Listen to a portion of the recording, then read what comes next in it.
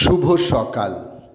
আজ 2রা চৈত্র 1432, ইংরাজির 17ই March 2026।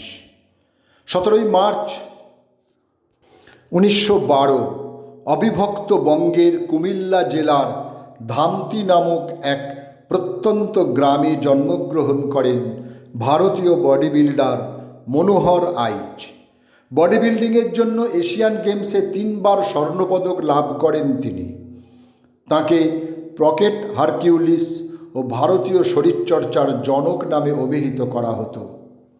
17ই March 1920 Faridpur জেলার গোপালগঞ্জের বাইগার নদীর তীরবর্তী টুঙ্গিপাড়া গ্রামে জন্মগ্রহণ করেন বঙ্গবন্ধু শেখ মুজিবুর রহমান।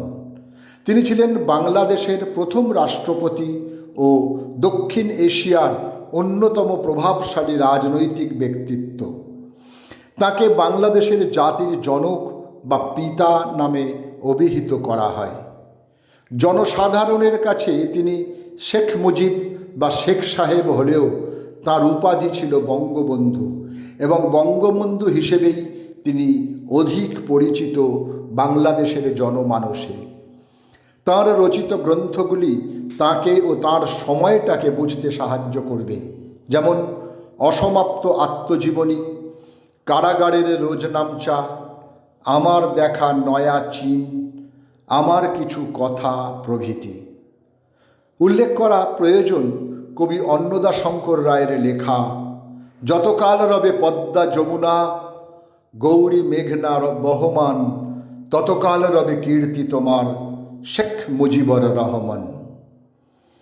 ভারতীয় বংশোদ্ভূত আমেরিকান নভোচারী ও নভোযান বিশেষজ্ঞ কল্পনা চাওয়ালা 1962 17ই মার্চ ভারতের হরিয়ানা রাজ্যের কারনালে বসবাসকারী এক হিন্দু পরিবারে তিনি জন্মগ্রহণ করেন।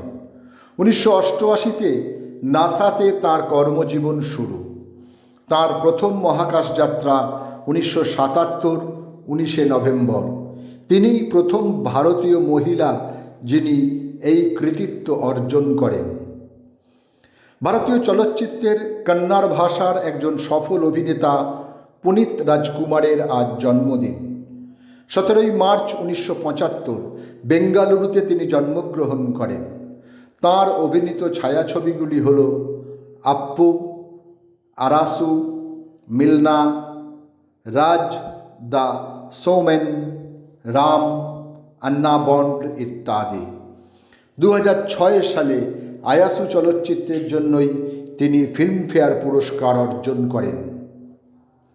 অনিল চট্টোপাধ্যায় একজন বিখ্যাত ভারতীয় বাঙালি চলচ্চিত্র অভিনেতা। তিনি সত্যজিৎ রায়, তপন সিংহ, ঋত্বিক কুমার ঘটকের মতন খ্যাতিমান বাঙালি পরিচালকদের সঙ্গে কাজ করেছেন সুনামের সঙ্গে। বেশ কিছু হিন্দি চলচ্চিত্রেও তিনি অভিনয় করেছেন।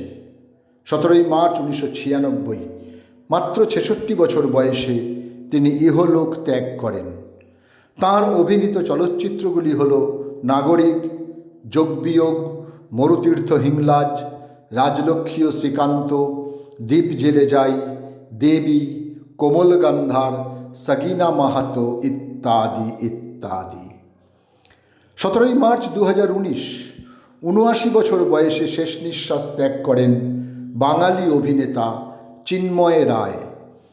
প্রথিতযশা এই কৌতুক অভিনেতার অভিনয় জীবন শুরু হয়েছিল কলকাতার থিয়েটার মঞ্চ থেকে।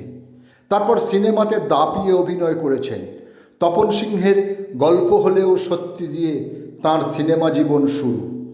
এরপর মৌচাক, হাটেবাজারে, অগবধূ সুন্দরী, বসন্ত বিলাপ, গুগা বাবার মতন অসংখ্য ছবিতে তিনি অভিনয় করেছেন এবং তিনি একজন সফল অভিনেতা। চার প্রহর, রজনীগন্ধা, 20শে জুন, জল, দেবী গর্জন, মন্ত্রমুক্তি, নাট্যকারের সন্ধানে 6টি চরিত্র ইত্যাদি মঞ্চ নাটকের সফল নির্দেশক বিশিষ্ট নাট্য ব্যক্তিত্ব হরিমাধব মুখোপাধ্যায়ের আজ মৃত্যুদিন। সময়টা 2025। বালুরঘাট ত্রিতীর্থ দলের তিনি ছিলেন প্রাণ পুরুষ। অধ্যাপনা ছিল পেশা, আর সর্বক্ষণের নেশা ছিল থিয়েটার। বিজন ভট্টাচার্যের দেবী গর্জন নাটক প্রযোজনা ও পরিচালনার জন্য তিনি দিশারি পুরস্কার অর্জন করেন, সময়টা 1977।